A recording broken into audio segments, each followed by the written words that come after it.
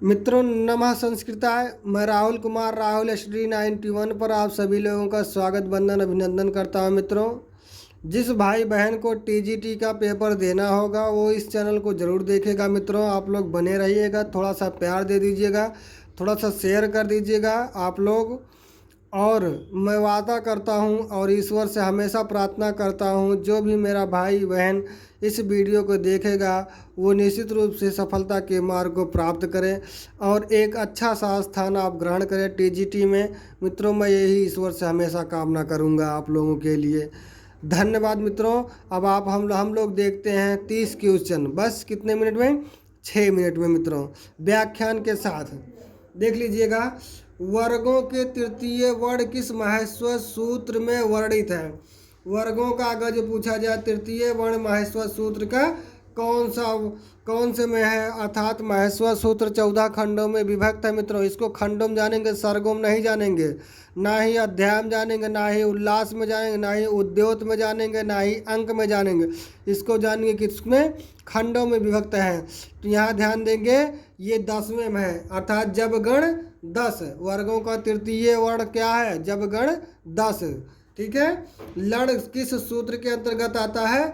लड़ जो है आप जानते हैं 66वें सूत्र के अंतर्गत आता है। फिर अगला देखेंगे, अच प्रत्याहार में स्वरों की संख्या कितनी है? अच प्रत्याहार में स्वरों की संख्या 9 है। मित्रों, जब स्वर का उच्चारण अपने निर्धारित स्थान के ऊपरी भाग से हो तो उसे क्या कहते हैं? उदात्त कहते हैं। और अनुदात्त किसे कहते हैं? जब स्वर का उच्चारण निर्धारित स्थान के निचले भाग से हो तो उसे अनुदात्त कहते हैं। फिर अगला क्या कहा जा रहा है? उदात्त और अनुदात्त के मेल को स्वरित कहा जाता है। मित्रों, तो यहाँ देखेंगे अगला वाला प्रश्न, प्रत्येक स्वर के कितने भेद होते हैं? प्रत्येक स्वर के कितने भेद होते हैं? ये तो आप लोग जानेंगे, गलत दे दिया गया है मित्रों, लेकिन आप लोगों को हम बताना चाहेंगे 5वें वाले का भी। यहाँ देखेंगे, थोड़ा सा यहाँ बताना पड़ेगा। आप लोग क्या जानेंगे? अगर जो देख लीजिएगा मित्रों, लिख रहा हूँ आ ई, उसके बाद उ, उसके बाद री। इन्हीं ही चारों वर्णों के 18 भेद होते हैं। और ए कह दिया जाए, उसके बाद क्या? ओ कह दिया जाए, उसके बाद आई कह दिया जाए, उसके बाद औ कह दिया, यहीं पर लिरी को भी रख दिया जाए। मित्रों, तो आप लोग जानेंगे इनके 3 पाँचों के 12 होते हैं और इन चारों के 18 भेद होते हैं। मित्रों, ठीक है। आगे देखेंगे, किसी स्वर के व्यवधान ना होने पर व्यंजन अर्थात हल की संज्ञा होती है। तो यहाँ देखते हैं, जहाँ बीच में कोई स्वर ना हो तो उसके क्या कहते हैं? आप लोग तुरंत जान जाएंगे मित्रों, संयोग संज्ञा। संयोग संज्ञा कहते हैं। मित्रों, क्या कहते हैं? संयोग संज्ञा। जैसे हस्त कह दिया जाए, हस्त में जब वर्ड विन्यास करोगे, हस्सा और ता में कोई वर्ड आपका स्वर आएगा? नहीं आएगा ना। तो यही हस्सा और ता क्या हो जाता है? संयोग संज्ञा हो जाता है। और यहाँ संहिता देखेंगे, प्रासन्निकर्षा संहिता। यहाँ कत्व और कत्वत की निष्ठा संज्ञा होती है। अचो अंत्यादि टी, ठीक है, ये होता है। अगला देखेंगे, मध्वरी। मध्वरी में कौन सा है? तो आप जानते हैं यड़ स्वर संधि है। मधु प्लस अरिह बराबर मध्वरी। अरिह मतलब होता है शत्रु होता है। मित्रों, हम आगे बढ़ते हैं, 7 हो गया। फिर अगला देखेंगे मित्रों, गंगा प्लस उदकम बराबर गंगोदकम में कौन सी संधि है? तो इसमें तुरंत आप लोग लगा लेंगे, यहाँ गुण स्वर संधि है। ए की मात्रा और ओ की मात्रा अगर जो कहीं पर भी मिले वहाँ तो आप लोग तुरंत क्या लगा देंगे? गुण स्वर संधि। यहाँ कहा जा रहा है, जब प्रा के बाद ऊह ऊढ़ी योम एव तथा एतय आवे तो संधि होगी, तो तब भी तुरंत क्या बता देंगे मित्रों? यहाँ पर तुरंत क्या बता, जैसे प्रौढ़ होता है, प्रोह होता है, प्रौढ़ ही होता है, प्रयस्य होता है, प्रत्यय होता है। तो यहाँ पर वृद्धि बता दिए। ये गुण का अपवाद है मित्रों। किसका अपवाद है? गुण का अपवाद है। यहाँ देख लीजिए अगला का, हरिश सेते का संधि विच्छेद है। तो यहाँ तुरंत आप लोग लगा देंगे हरि ही सेते। क्या हो जाए? नहीं मित्रों, क्षम्यताम क्षम्यताम क्षम्यताम क्षम्यताम। ये देखेंगे हरिश क्या हो जाता है? हरिश प्लस सेते। क्या हो जाता है हरीश प्लस से, तो इसी के सा के स्थान पर, क्योंकि यहाँ सा आ रहा है इसी वजह से। यहाँ देखेंगे पिता शब्द का सप्तमी एक वचनांत रूप क्या होगा, तो पितर ही होगा मित्रों। मैं पिता का रूप ये ऋकारांत, ये पूछा गया था 2019 में यूपी टेट में कि पिता में कौन सा रांत है, तो ऋकारांत है। पिता का रूप प्रथमा से लेकर संबोधन तक मित्रों मैं आप लोगों को सुना रहा हूँ, सुनिएंगे ध्यान से। पिता पितरम पित्रा पित्रे पितुः पितुः पितरि है पिता। तो यहाँ देखेंगे हमने बताया पितरि सप्तमी के वचनांत में, तो यहाँ पितरि हो जाता है।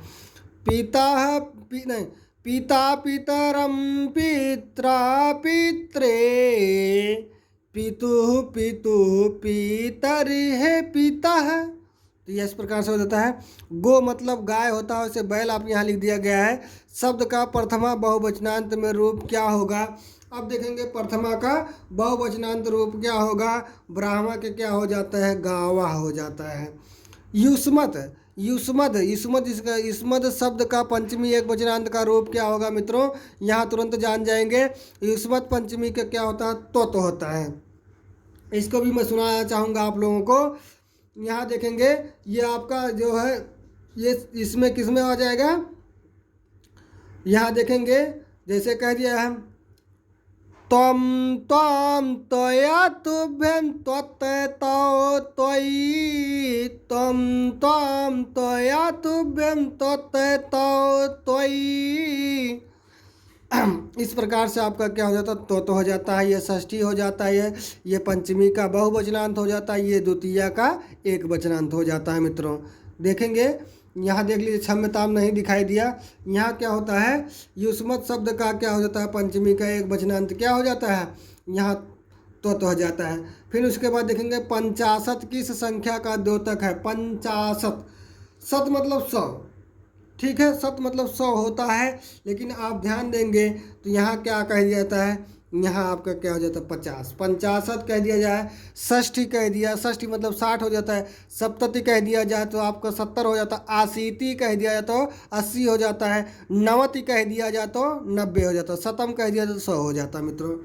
तो यहाँ देखेंगे अगला देखेंगे अष्टन, अष्टन मतलब 8, 8 का प्रथम विभक्ति का बहुवचनांत का रूप होगा, तो आप तुरंत जान जाएंगे प्रथमा का बहुवचनांत का रूप क्या होता है।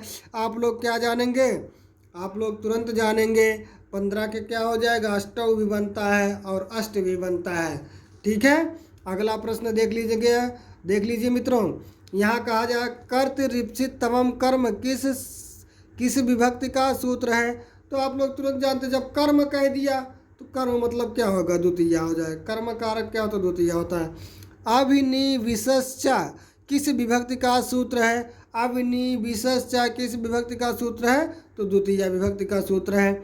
यहाँ कहा जा रहा है कर्तृकर्णयोस तृतीया, कर्तृकर्णयोस तृतीया सूत्र द्वारा तृतीया विभक्ति किसमें होती है, यहाँ क्या होता है, आप लोग तुरंत लगा देंगे कौन सा, 18वें के कौन सा हो जाता है, सी वाला ऑप्शन, दोनों अनुक्त कर्ता उक्त कर्ता और करण कारक, अर्थात इसका क्या हो जाता है, करण कारक भी हो जाता है, अनुक्त कर्ता भी हो जाता है और दोनों मान लिया जाता है।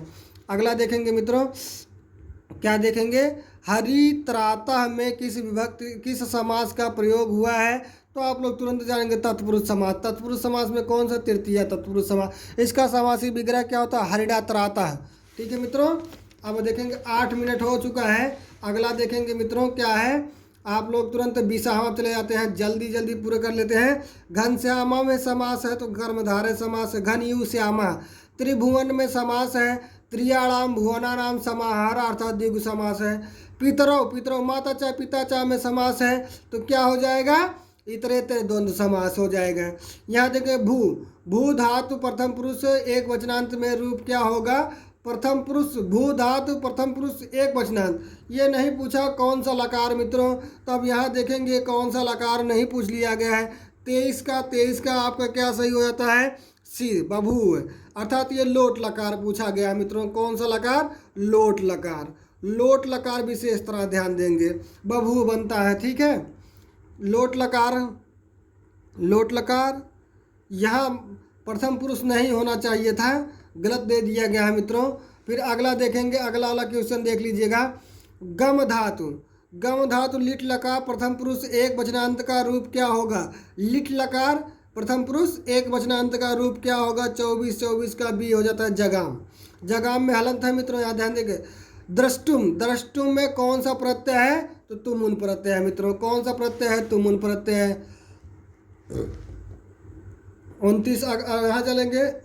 कुमार संभवम किसकी रचना है? कालिदास की रचना है, महाकाव्य है मित्रों। स्वप्नवासो दत्तम किसकी रचना है? स्वप्नवासो दत्तम और वासो दत्तम, यही ज़्यादा पूछा जाता है मित्रों। तो स्वप्नवासम दत्तम किसका हो जाता है? भास का हो जाता है। और वासो दत्ता किसका हो जाता है? सुबंधु का हो जाता है। क्या? वासो दत्ता सुबंधु जी का हो जाता है। अगला देखेंगे, किस कवि की रचना को विद्व औषधि कहा जाता है? ये एडेड जूनियर में पूछा था, एडेड जूनियर में मित्रों 1894 में, 1894 वैकेंसी में, अर्थात 1504 में। ठीक है, ये शिक्षक भर्ती में पूछा था। किसमें? एडेड जूनियर में।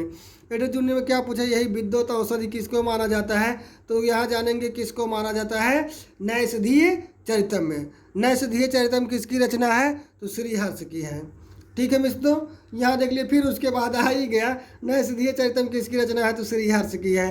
फिर उसके बाद देखेंगे, यहाँ देखें, नौ पलाश पलाश बनम अस्फुट पराग परागत पंकजम मृदुल लतांत लतांत लोकेच सुरभिम सुरभिम सुमनरो भर है। यहाँ इस प्रकार से कह दिया गया कि इसमें कौन सा अलंकार है। यहाँ तुरंत आप लोग क्या लगाएंगे? यमक अलंकार। यहीं पर आप लोगों का क्लास समाप्त होता है मित्रों। अगर जहाँ पर त्रुटि होगी उसको माफ़ करिएगा।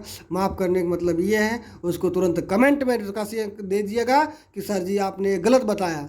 फिर अगली वीडियो में ऐसे नहीं होगा। धन्यवाद मित्रों।